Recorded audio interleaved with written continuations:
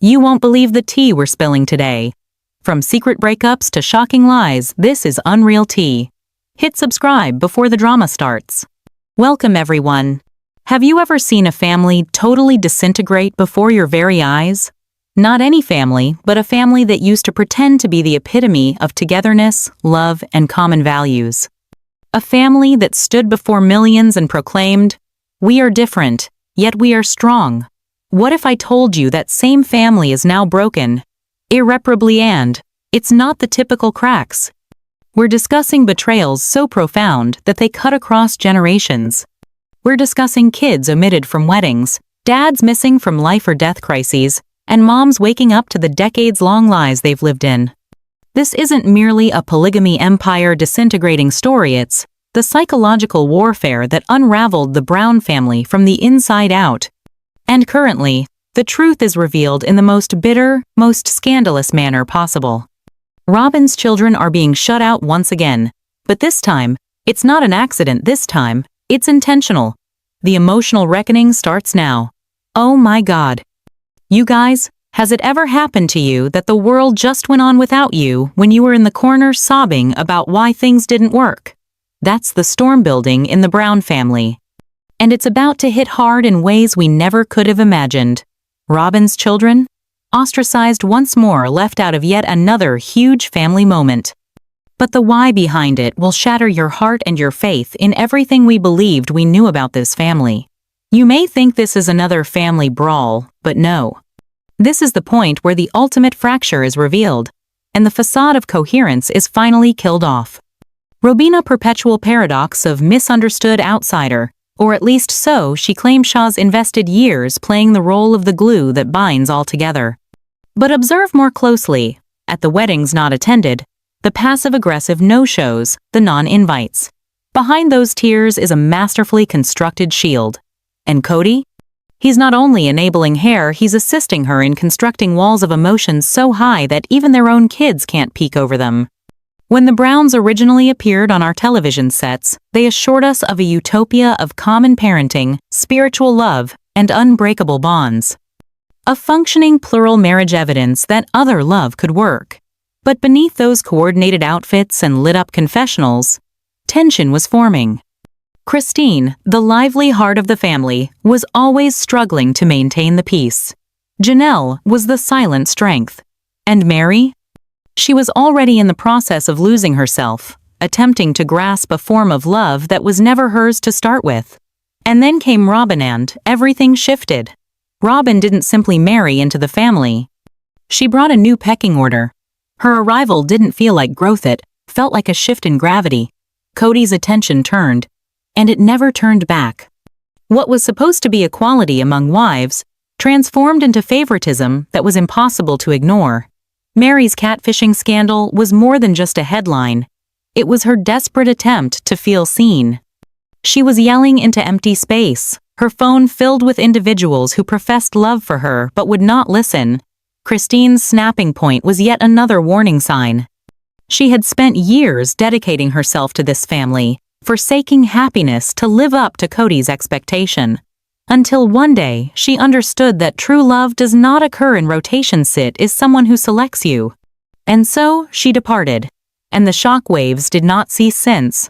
Even Janelle, committed, always attempting to avoid the drama, could not remain silent. Her children were being pushed aside.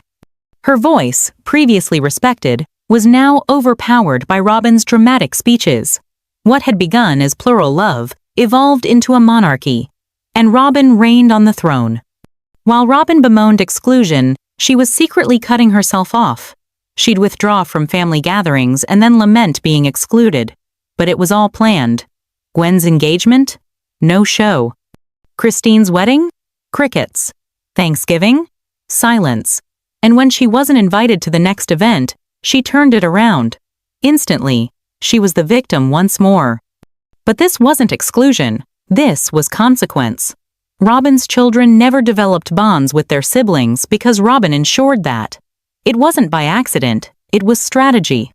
The more she was alone with him, the more control Robyn had over the narrative. Her crying? Strategic. Her absence? Tactical. And Cody? standing right there by her side, inserting the key into the very door that bolted everyone else out. Truly's medical emergency taught us all we needed to know. When her kidneys were failing, where was Cody? Not by her bedside. Christine alone, subject to a horrific medical crisis with Cody, standing by in a distance. No father who cares about his child allows that. Gwen's wedding? Another milestone missed. Cody opted for excuses rather than effort, absence rather than responsibility. And financially, Cody shortchanged his own children, truly required Christine to file for child support. This from the man who criticized Robyn's ex for the same. His hypocrisy is boundless. Cody's story always deflects blame. The other wives are the problem. The children are rude. He's the victim. But true fathers don't have to be pleaded with to attend. They attend anyway. Christine's wedding to David was more than a celebration of love, it was a revolution. It showed her children and everyone watching that love is possible, safe, and joyful. Maddie's tears at the wedding weren't only happiness for Christine, they were tears for everything they lacked when they were growing up. Isabel, Gwen, all of them, they witnessed what true love was like for the first time. And it altered everything. Gwen built a life with people who showed up. She didn't wait on Cody. She didn't have to. Maddie and Caleb's relationship taught her that love does not have to hurt. These children started taking back their story. They ceased battling for validation from someone who'd already checked out. They decided on warmth, community, and healing instead. And here's what's crazy. When Cody and Robyn did finally step back, everything improved. Lighter, happier, real. Christine's wedding was joy incarnate. Laughter, dancing, actual family bonding. No eggshells, no guilt trips. Just love. Robyn's absence didn't leave a hole, it made room for healing. This wasn't rejection. This was reclamation. The family was able to heal at last by releasing the very individuals responsible for perpetuating the cycle of dysfunction. No more Cody-themed events anymore. No more Robyn's tears dictating the plot. Just siblings uniting. Mothers smiling. Children feeling secure. The emotional liberation was apparent. And once they experienced that sort of peace, there was no turning back. Cody had once professed to have chosen love, but what he had chosen was control. What he had fostered was not harm in it, was fear. His lack was not the tragedy. His presence was. Christine, Maddie, Gwen, and the rest? They did not merely walk away. They ran toward better. They chose reality over duty, love over allegiance to dysfunction. They chose themselves.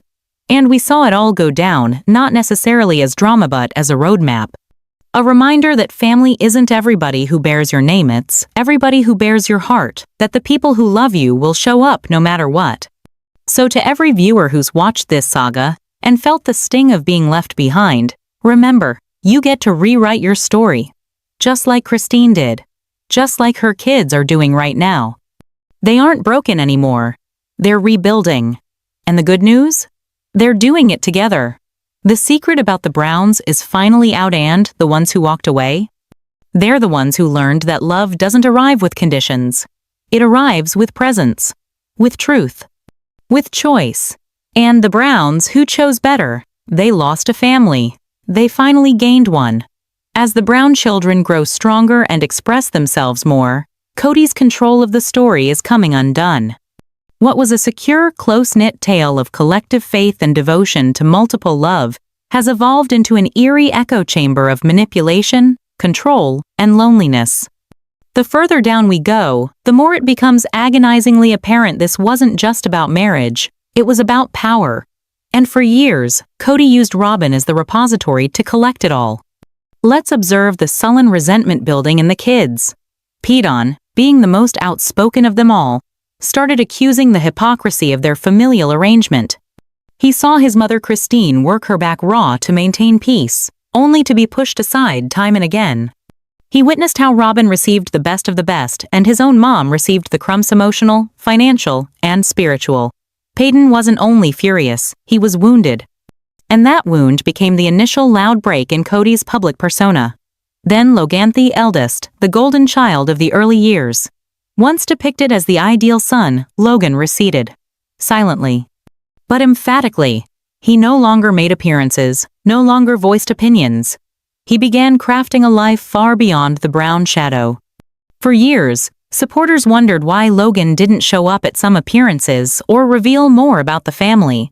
But the reason, though subtle, was straightforward. He valued peace over performance. Logan's silence was his resistance. But it was Maddie who hit the deepest note.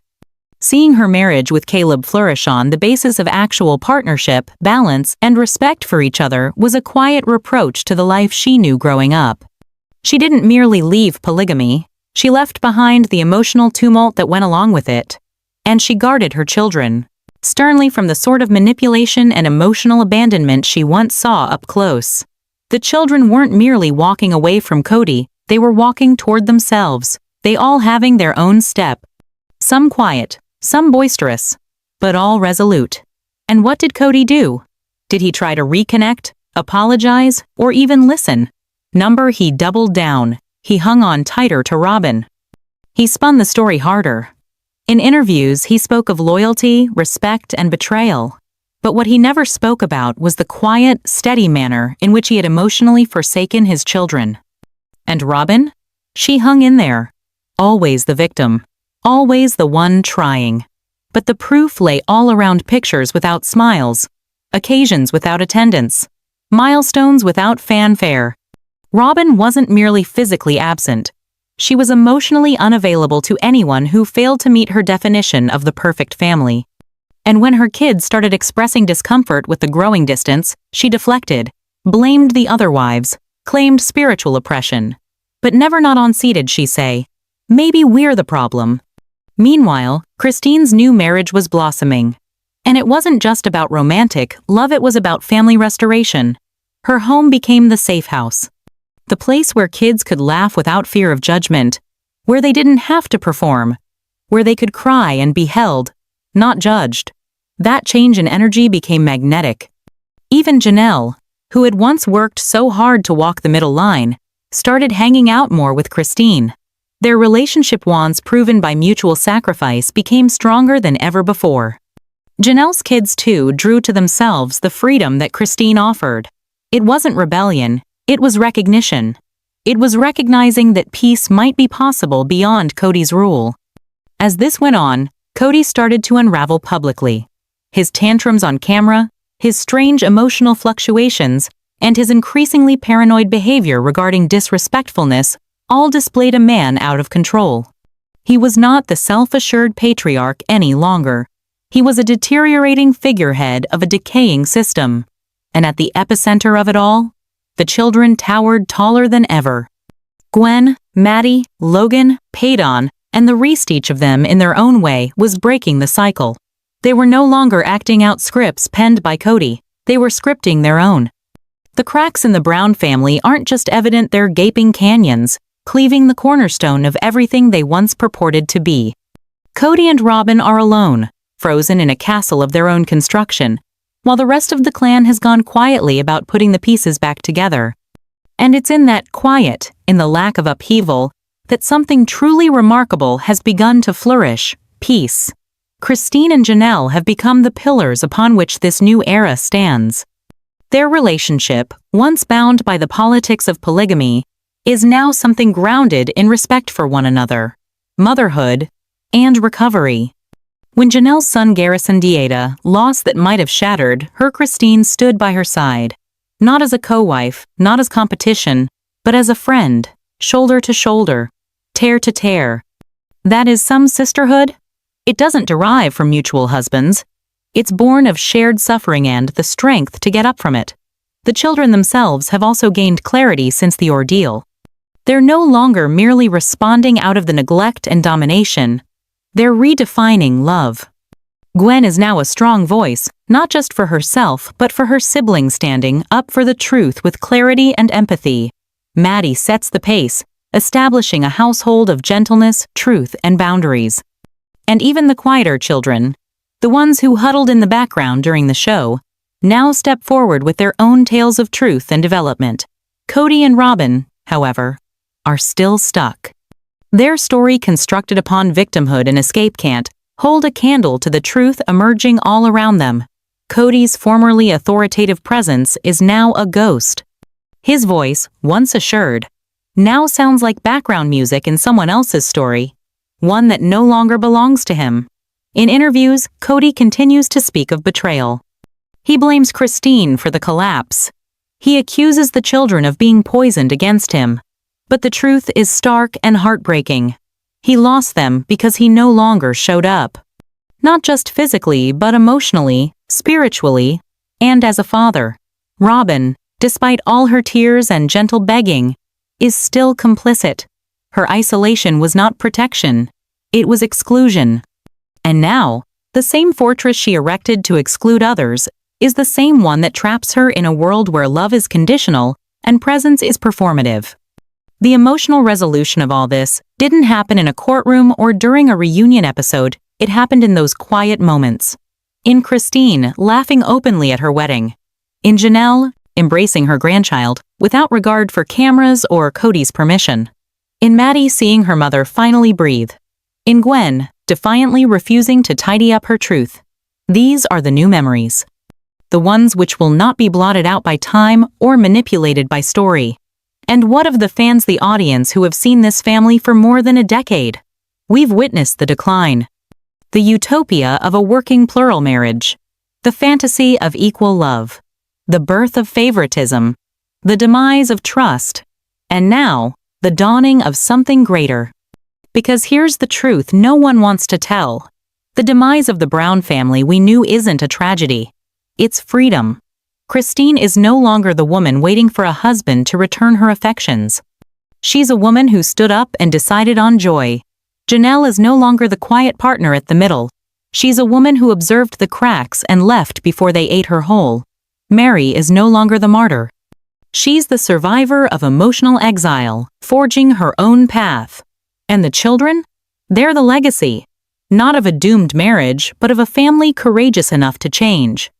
Ultimately, this was not a story about polygamy. It was a story about identity, strength, and being able to choose something better, even if that means violating sacred oaths.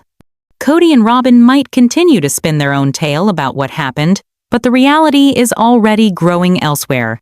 In new homes, in healthier relationships, in birthday parties in which no one is left out, in laughter that is not followed by manipulation. And perhaps that's what healing actually does look like, not the lack of pain, but the existence of something more powerful. So to all the Browns who got out, who picked peace, who picked each other, the Brown family didn't shatter. It transformed. And in that transformation, it became something much more powerful than anyone ever dared hope. This family's drama is far from over, so smash like if you're number Team Wives, subscribe for the next explosive update, and drop a comment below. Who do you think will win? Stay shady, stay curious, and I'll see you in the next scandal. Behind TLC Sister Wives out.